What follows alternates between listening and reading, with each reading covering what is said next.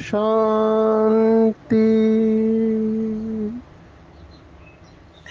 आज 19 जून 2024 भारत में बुधवार है।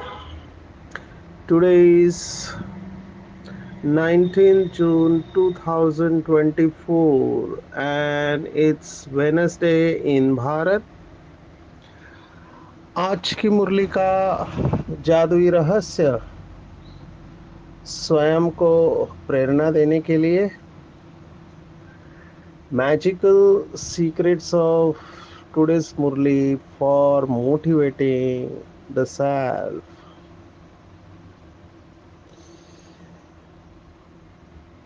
रोज की मुरली सुनना क्यों जरूरी है?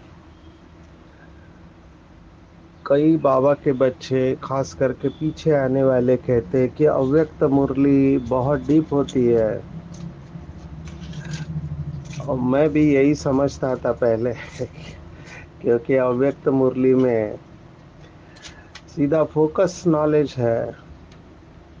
साकार मुरली में कहानियां है, लेकिन साकार मुरली समझने में टाइम लगता है। दोनों मुरलियों की अपनी विशेषताएं हैं। भगवान वाच है तो भगवान के मुखारविंद से जो भी बात निकलती है वो लगती साधारण है, लेकिन होती नहीं है। साधारण हमको इसलिए लगती है क्योंकि बाबा सहज शब्द इस्तेमाल करते हैं, लेकिन बाबा से निकला हुआ हर शब्द लाखों रुपयों का है। मैं तो कहूँगा अनमोल है। और हम सब बाबा के बच्चे बहुत भाग्यवान हैं कि हम डायरेक्ट भगवान आज सुन रहे हैं।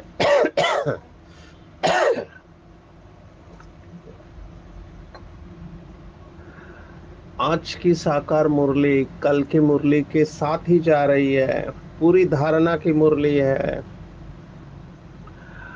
भगवान कर्मों के गुह्य गति के ज्ञाता बच्चों को बहुत गहरी बातें सुना रहे हैं।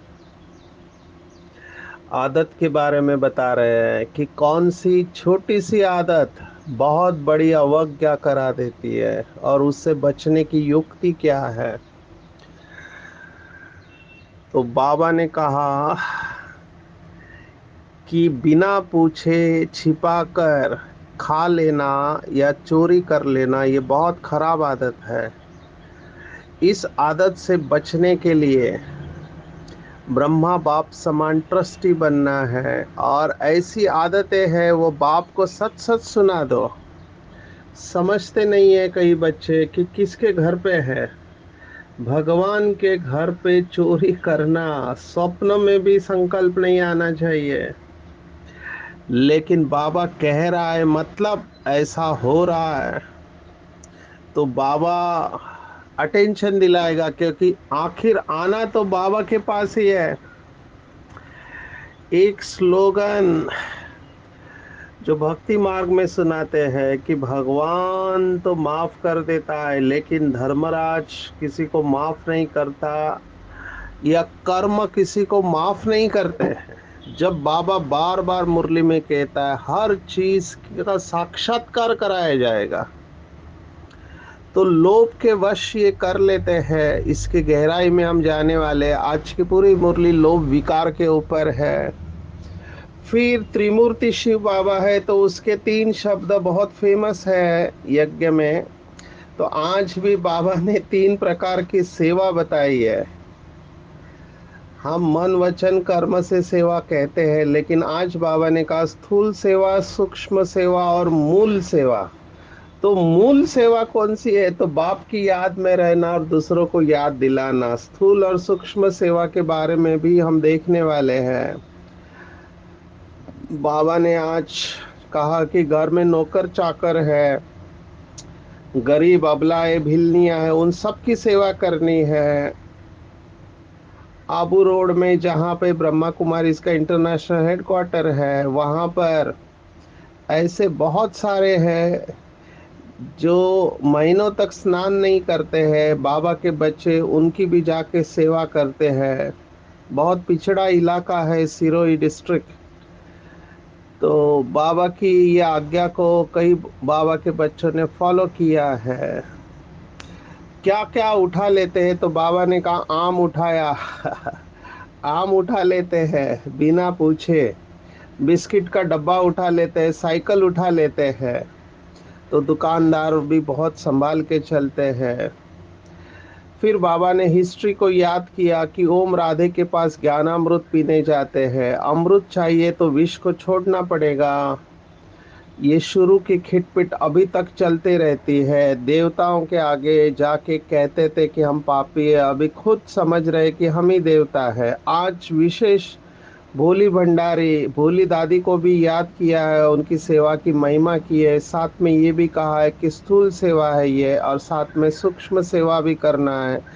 ये भूतों की दुनिया है, तो पांच भूत सबको पीड़ित करते हैं। तो ये भूतों के ऊपर हमको विजय प्राप्त करनी है, और शरीर की व्याधि के चिंतन से मुक्त, ज्ञान चिंतन और स्वचिंतन करने वाले शुभ चिंतक है। तो शुभ चिंतक बनने को आज बाबा ने कहा है। इससे बंधन मुक्त हो जाएंगी, और स्नेह की शक्ति समस्या रूपी पहाड़ को पानी जैसा हल्का बना लेती है।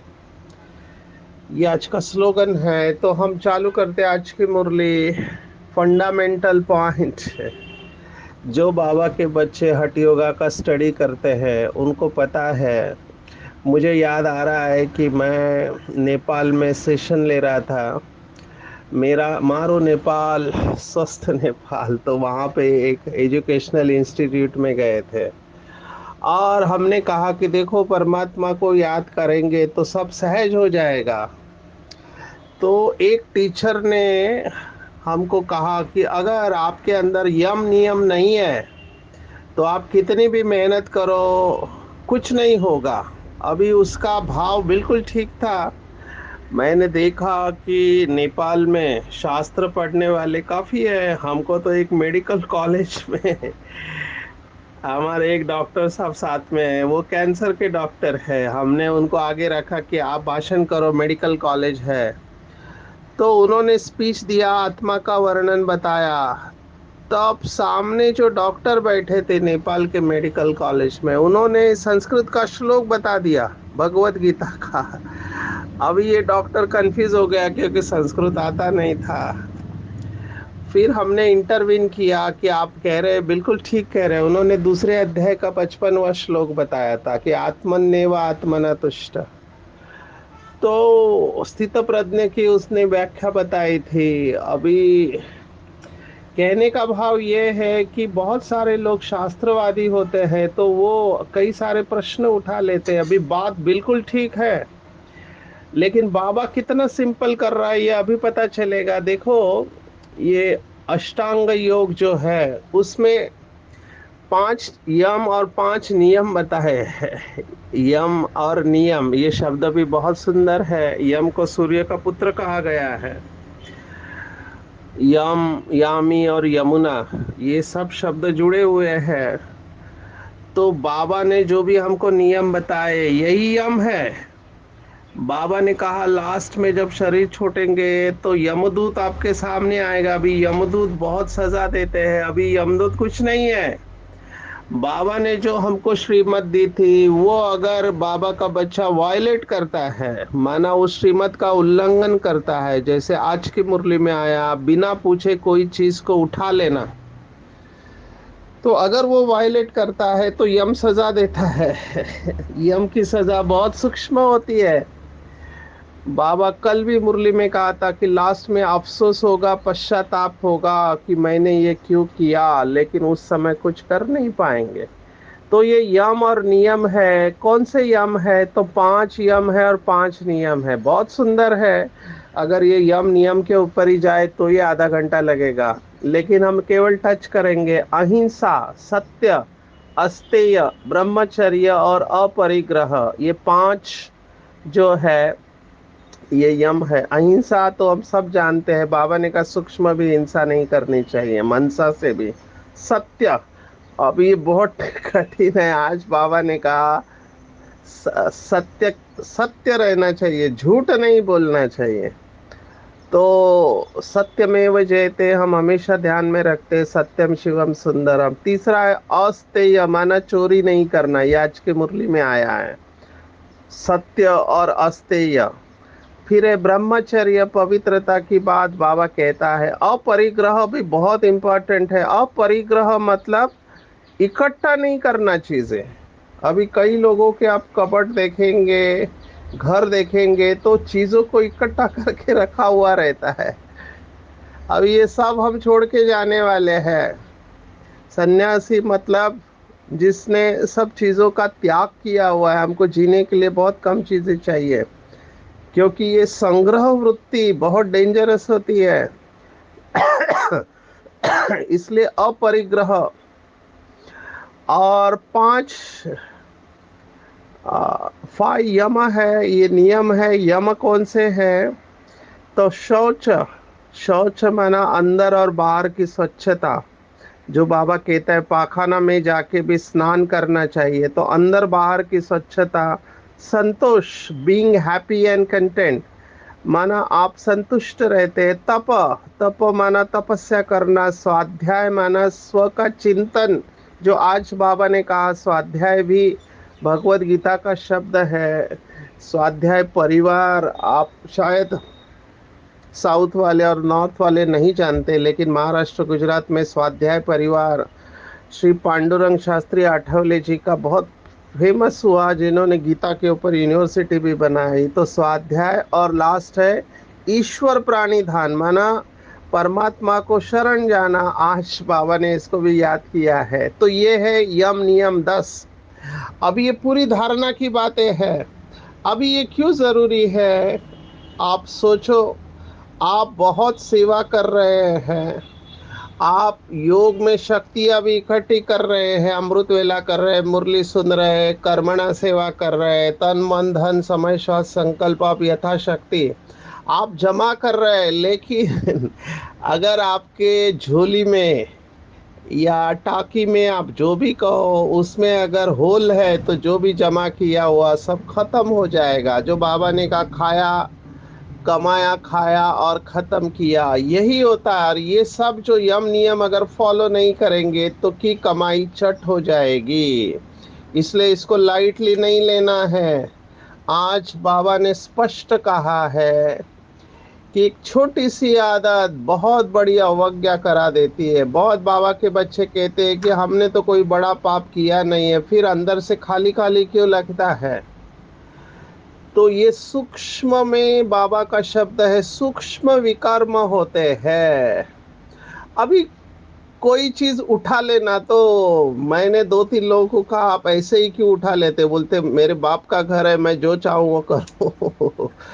अभी भाव तो अच्छा है कि अधिकार है बाबा के ऊपर, लेकिन there is something known as ईश्वरीय रॉयल्टी होनी चाहिए। मैं आपको बता रहा हूँ कि कैसे यज्ञ में जब छोटा परिवार था तब इन सब चीजों का ध्यान रखा जाता था। मनमोहिनी दीदी के बारे में बताती है कि स्ट्रिक्ट एडमिनिस्ट्रेटर थे। अभी मधुबन में भोग बन रहा है, टोली बन रही है, तो सेवाधारी है। अभी मनमोहिनी दीदी का बहुत सूक्ष्म निरीक्षण होता था। हर डिपार्टमेंट में जाके वो चेक करते थे कि क्या कर रहे हैं। तो अभी टोली बनते समय एक सेवाधारी भाई आया था, तो उसने ऐसे ही टोली का एक पीस उठा के मुंह में डाल दिया। अभी मनमोहिनी दीदी ने दूर से देखा, तो उन्होंने उस भाई को कुछ नहीं कहा, उनकी जो टीचर बहन है उनको बोला कि ये भाई को ये सौगात दे दो और आज के बाद ये भाई फिर से मधुबन कभी नहीं आएगा। आप सोच सकते हैं मनमोहिनी दीदी का कितना अटेंशन रहा होगा। अभी यज्ञ बहुत बड़ा हो गया है, हमारे कितने स्थान हो गए, शांतिवन है और पांडव भवन है, ज्ञान सरोवर है, पीस पार्क है, हॉस्पिटल है। अभी मुझे नहीं पता कि बाबा ये मुरली में क्यों कह रहा है, हालांकि हमने कई सारी बातें सुनी है, लेकिन बड़े भंडारे में भी या बड़ा यज्ञ होने के बाद भी हर डिपार्टमेंट के जो इंचार्ज है उन सब का ये कर्तव्य बनता है कि वो ध्यान रखे कि हमारे डिपार्टमेंट में ऐसा कोई काम नहीं हो। सब जगह पे कैमरा लगे हुए हैं आजकल। तो अभी कैमरा लगने के बाद भी कई लोग इतने शातिर होते हैं कि चेहरे के ऊपर कपड़ा लगा लेते हैं। अभी ये भी हुआ है, तो हमको बहुत अलर्ट रहना चाहिए। अभी ये क्यों करते हैं, तो बाबा ने कहा इसके पीछे है विकार, लोभ है, लोभ, लोभ का विकार है। और एक बीमारी भी होती है, डॉक्टर्स को ये बीमारी पता होती है। ये बीमारी बहुत विचित्र बीमारी है। इस बीमारी का नाम है क्लेप्टोमेनिया। एक प्रकार की मानसिक बीमारी है जिसमें व्यक्ति को ऐसे इररेजिस्टिबल अर्जेस होते हैं कि आपको जरूरत नहीं है लेकिन आप उन चीजों को उठा लेंगे। मुझे याद आ रहा है मेरा मेडिकल कॉलेज, हमारे मेडिकल कॉलेज में फॉरेन की एक बहन थी, विदेश से आई हुई, अभी अच्छे घर से थी। तो हमने क्या देखा कि हमारे पेन पेंसिल छोटी छोटी चीजें गायब होते जा रही है। तो हमने पहले तो एक दूसरे के ऊपर बहुत कुछ कहा, लेकिन समझ में नहीं आ रहा था कि कैसे गायब हो रही है। फिर लोगों ने वॉच रखना चालू किया तो पता चला कि ये बहन उठा रही है। तो उसको जब क्वेश्चन किया तो उसने कहा कि मैंने ऐसे कुछ नहीं किया, मेरे को क्या ज़रूरत है। लेकिन जब उसका लॉकर खोला गया तो लॉकर में ये सब चीज़ें पाई गई। ये रेयर है लेकिन ये मानसिक बीमारी है। आज बाबा मानसिक बीमारी की बात नहीं कर रहा है, एक प्रकार की आत्मा की बीमारी है कि लोभ होता है।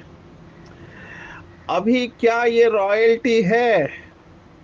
क्या बाबा के बच्चों को ऐसा करना चाहिए? क्योंकि बाबा हमको सर्वगुण संपन्न बना रहा है और बाबा का स्लोगन है कख का चोर सो लख का चोर।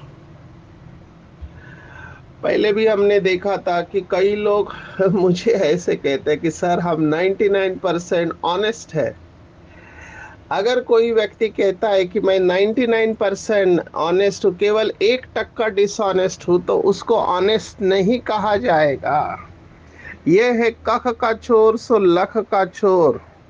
कुछ लोगों को आदत होती है, अभी मुझे नहीं पता, कुछ लोगों को आदत होती है ऑफिस में से पिन उठा लेते हैं। अभी पिन भी उठाया तो भी चोरी ही हो गई।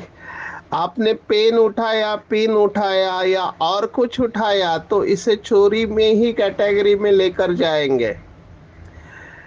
बिना पूछे खा लेना, आम उठा लेते हैं किचन में से। अभी भूख लगी है ये हम समझ सकते हैं। मैंने तो देखा है कि भारत में तो उपवास की प्रथा है।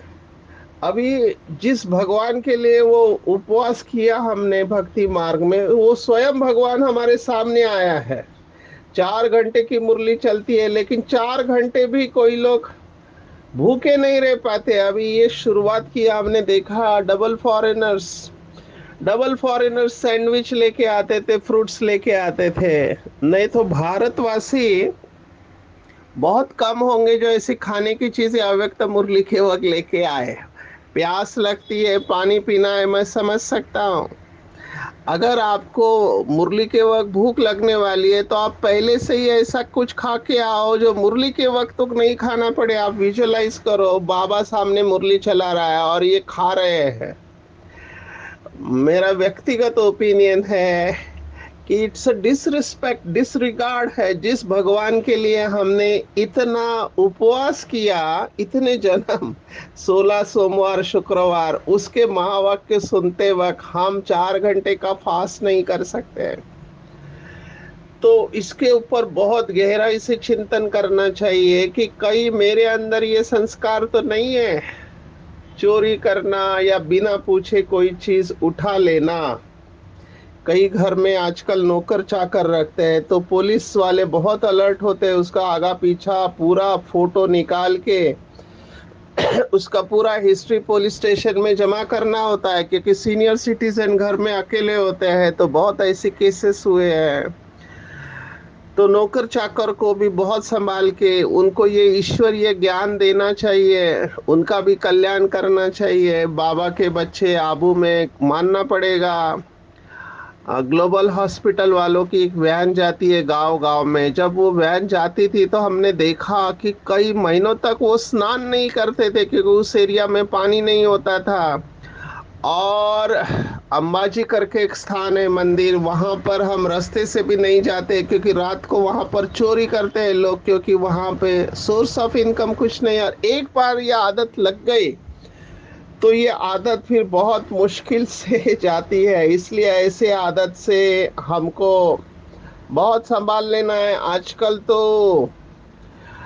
वो शॉपिंग मॉल में भी लोग चोरी करते हैं, और क्या क्या वीडियोस वायरल हुए हैं। माताएं बहनें भी साड़ी के अंदर चीजों को छिपा लेती है, पता नहीं चलता है। तो ये सब बातें बाबा कह रहा है, ये रॉयल नहीं है। देवताओं के अंदर ऐसे संस्कार नहीं होना चाहिए। तो भले आपका खुद का किचन है, किसी सेंटर पे हम सेवा के लिए जाते हैं, या मधुबन में जाते हैं, या आप किसी कंपनी में सेवाएं दे रहे हैं, कहीं पर भी बिना पूछे किसी चीज को हाथ लगाना ये रॉयल्टी नहीं है। हमको रॉयल देवताओं के संस्कार धारण करने हैं। चोरी कर लेना या झूठ बोलना, झूठ बोलने के भी कई लोगों में आदत होती है। अभी अपने आप को बचाने के लिए झूठ बोल दे, क्या कर सकते हैं, अपना ही नुकसान कर रहे हैं। तो हमको समझना चाहिए कि भले हम यहाँ से बच जाए, लेकिन धर्मराज से कोई बच नहीं सकता है। कई लोग यहाँ पे ऐसे कर लेते हैं, लेकिन धर्मराज से तो बेचारे बच नहीं पाएंगे।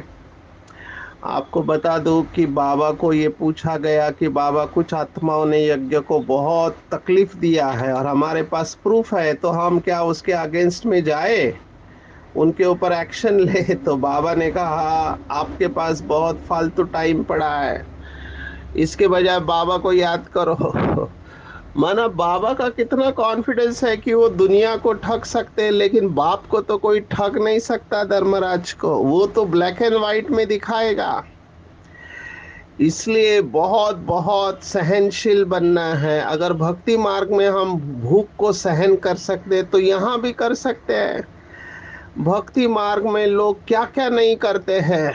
अभी देखो महाराष्ट्र में यात्रा निकलती है विठोबा के लिए, और ये हिस्टोरिकल होते हैं, पूरे भारत में इसको रिकॉग्नाइज किया जाता है। लाखों लोग हैं जो पैदल चलते हैं, इसको वारी बोलते हैं। अभी इतना दूर पैदल जाना, दिन रात, कितनी तपस्या है, और केवल एक ही नाम मुख से निकलता है, विठल विठल विठल। ये कृष्ण की भक्ति करने वाले हैं, वारकरी। ऐसे ही भारत में कितनी सारी यात्रा मैंने उत्तर भारत में देखा, कावड़िया। मैं तो शॉक हो गया। मैं पटना बिहार में एक मेडिकल कॉलेज में गया था, तो उसके डायरेक्टर, अभी डायरेक्टर है, पोस्ट ग्रेजुएट है, सीनियर डॉक्टर है, लेकिन वो कावड़ लेके पैदल जाते हैं, पैर में चप्पल नहीं पहनते हैं। आप सोचो कितनी भावना होगी इन आत्माओं की, और कितना दूर दूर तक जाते हैं। ऐसे सभी सभी धर्मों में है, और सभी स्थान पर भारत में यात्राएं निकलती है। तो अगर भक्ति मार्ग में हम इतना सहन कर सकते हैं, तो थोड़ी भूख लगी तो उसको सहन नहीं कर सकते? और लोग क्या करेंगे, साथ में कुछ नहीं जाने वाला है। अपने आप से बात करेंगे कि मुझे किस चीज की जरूरत है, तो 2 वक्त की रोटी चाहिए, 2 जोड़ी कपड़े, रहने को घर। और हमको कुछ नहीं चाहिए। ऐसे मैनेजमेंट में कि कहते हैं कि मरते वक्त आपने जो पैसा छोड़ के गए हैं वो आपने ज़्यादा काम किया है, वही एनर्जी आप परमात्मा को याद करने में लगाते हैं तो आपकी बहुत बहुत सारी कमाई होती। आज बाबा ने 3 शब्द इस्तेमाल किए, स्थूल सेवा, सूक्ष्म सेवा और मूल सेवा। मूल सेवा तो हम समझ सकते हैं, मूल सेवा बाबा ने कहा बाबा की याद में रहना और दूसरों को याद दिलाना, ये मूल सेवा है। बाकी सब सेवा नहीं किया तो चलेगा, लेकिन ये मूल सेवा जरूर करना चाहिए। आप सबको पता होगा, पहले ब्रह्मा कुमारी का ग्रीटिंग वर्ड ओम शांति नहीं था, पहले हम कहते थे मन मना भव। और दादिया ये कहती है कि हम हर एक को पूछते थे शिव बाबा याद है। अभी आज ऐसी हालत हो गई, मैंने एक ऐसे ही डिस्टर्ब आत्मा को पूछा शिव बाबा याद है क्या, तो उसने मुझे प्रति प्रश्न किया तुमको याद है क्या। तो किसी को कहना भी उनका ईगो हर्ट करने जैसा है, इसलिए हमको याद में रह के दृष्टि देना है। जो बाबा ने कहा कि किसी को बोलने से आजकल लोग नहीं बदलेंगे। तो मूल सेवा तो हम समझ गए, बाबा की याद में रहना है। स्थूल सेवा भी बहुत इंपॉर्टेंट है, इसके भी मार्क्स होते हैं। जहां पर भी आपको चांस मिलता है स्थूल सेवा का, वो कर लेना चाहिए। मुझे याद आ रहा है, मैंने सिक्योरिटी की सेवा की थी, पर बाद में लोगों को पता चला ये एमबीबीएस डॉक्टर है तो इसको दवाखाने में भेजना चाहिए। ऐसे बाबा के बहुत अच्छे अच्छे बच्चे बैंक मैनेजर है, वो भी सिक्योरिटी की सेवा करते हैं। बहुत सारे डिपार्टमेंट में सेवा की ज़रूरत होती है। जिनको भी मौका मिले मधुबन में जाके सेवा करना चाहिए। बहुत सारे डिपार्टमेंट है जिनके पास समय है। सूक्ष्म सेवा माना सूक्ष्म सेवा करना माना मनसा सेवा करना। बहुत लोगों की सूक्ष्म सेवा एक बहुत बड़ा सब्जेक्ट है। सूक्ष्म सेवा के ऊपर चिंतन करेंगे। आज बाबा ने कहा कि अशुद्ध सोल प्रवेश करती है तो बहुत पीड़ित करती है, किसी किसी में तो एक से ज्यादा आत्माएं प्रवेश करती है। अब ये थोड़ा अलग सब्जेक्ट है, तो हमको ये देखना चाहिए कि भूतों ने हमको कंगाल बना दिया है। नंबर 1 भूत है देह अभिमान और काम का भूत। काम क्रोध लोभ, ये सभी विकार तंग करते हैं, तो इनको भी निकालना ये सूक्ष्म सेवा है। ऐसा कोई भी काम इस जन्म में नहीं करना है जिसके वजह से बाद में पश्चाताप करना पड़े। शरीर की व्याधियां, बाबा ने कहा ड्रामा प्लान अनुसार कर्म हुए हैं तो शरीर की व्याधि आनी ही है, ये भावी है। लेकिन श्रेष्ठ स्थिति का हिल जाना ये बंधन युक्त की निशानी है। व्याधि तो आएगी, लेकिन व्याधि आना अलग है और व्याधि में हिल जाना अलग है।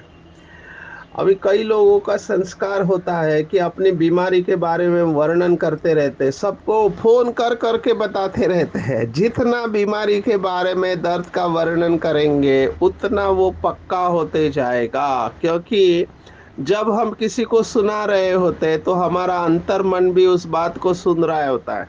अगर किसी ने 10 बार कहा मुझे तो कमर में दर्द है, मुझे तो कमर में दर्द है, मुझे तो कमर में दर्द है, तो वो पक्का कर रहा है कि उसके कमर में दर्द है। इसके बजाय ये सोचना चाहिए पहले से अच्छी हूँ, दर्द कम हो रहा है, बाबा की मदद है। ऐसे श्रेष्ठ संकल्प करना चाहिए।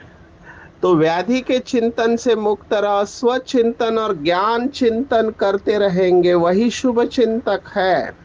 मैं ये समझता हूँ हर एक की सहन शक्ति अलग होती है, कई लोगों को दर्द सहन नहीं होता है। हैविंग सेड दिस, मैं ये जरूर कहूँगा कि जितना हमारा चिंतन श्रेष्ठ है उतना हम दर्द के ऊपर विजय प्राप्त कर सकते हैं।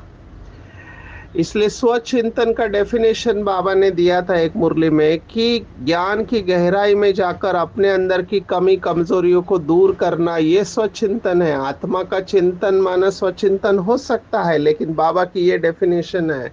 प्रकृति का आप ज्यादा चिंतन करेंगे तो चिंता का रूप हो जाता है। इसलिए इस बंधन से भी मुक्त होंगे तो कर्मातीत बन जाएंगे। स्नेह की शक्ति से समस्या रूपी पहाड़ को पानी जैसा हल्का कर देना है। ऐसे कहते हैं कि स्नेह पत्थर को भी पानी कर देता है। तो स्नेह की शक्ति में गहराई में जाके चिंतन करेंगे आज की पूरी मुरली में। टेक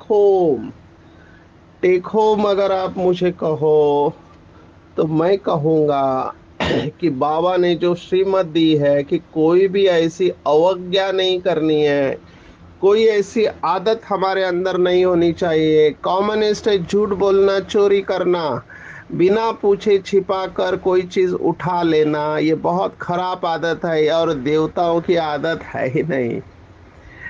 सहन करना है, अगर भूख लगी है तो भी सहन करना है, प्लानिंग से चलना है।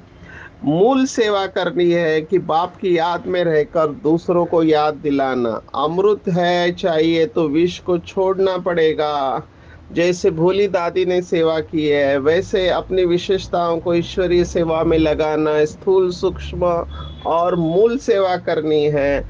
शरीर की व्याधि का चिंतन नहीं करना है, स्वचिंतन और ज्ञान चिंतन करना है और स्नेह की शक्ति से समस्या रूपी पहाड़ को पानी जैसा हल्का बना देना है। अच्छा, ओम शांति।